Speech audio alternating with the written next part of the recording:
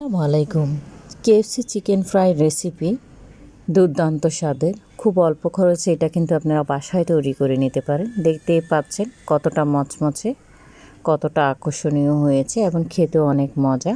তো এই রেসিপিটা কিভাবে করলাম সেটাই শেয়ার করব। তো এর জন্য প্রথমে আমি কিছুটা চিকেনের কেটে স্লাইস করে ওয়াশ করে নিয়েছি। দেখতেই পাচ্ছেন এভাবে লম্বা করে কেটে নিয়েছি। আপনারা আপনাদের পছন্দ মতো কেটে নেবেন।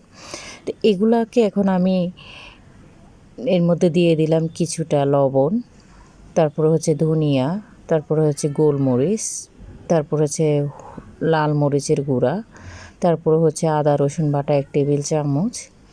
তো এই সব কিছু দিয়ে আমি এখন এটাকে মিক্স করে নিব। মিক্স করে এটাকে আমি রেস্টে রেখে দিব 30 মিনিটের জন্য। তো এর মধ্যে আমি অন্য একটা কাজ করব, কিছুটা ময়দা আর 3 টেবিল চামচের মতো কর্নফ্লাওয়ার, লবণ, তারপরে হচ্ছে গোলমরিচের গুঁড়া আর শুকনো যে আদার গুঁড়োটা। তো এগুলো দিয়ে এই মিক্সচারটা এখন আমি করে কিছু 2 ভাগ করব। তো 2 ভাগ করে এখানে আমি কিছুটা এক সাইডে রেখে একটার মধ্যে অল্প কিছুর মধ্যে আমি একটা ডিম ফেটে দিয়ে দিয়েছি আর কিছুটা পানি দিচ্ছি। এটা খুব ইজি একটা প্রসেস, এমনকি অনেক কম সময়ে অনেকগুলা অল্প কিছু উপকরণ দিয়ে অনেকগুলা চিকেন আপনারা কেএফসি স্টাইলে করে নিতে পারেন। দেখতেই পাচ্ছেন আমার সেই মিক্সচারটা রেডি, যেটা আমি ময়দা আর কর্নফ্লাওয়ার দিয়ে গুলিয়ে নিয়েছি। এখন আমি সেই মিক্স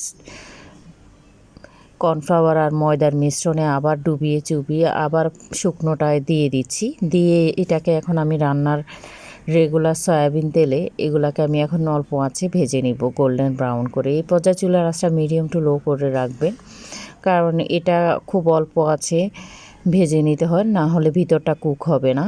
তো আমার ভাজাটা দেখতেই পাচ্ছেন অলরেডি হয়ে আসছে। তো এই পর্যায়ে আমি এগুলাকে উঠিয়ে নিব, কারণ হচ্ছে এগুলা হয়ে গিয়েছে।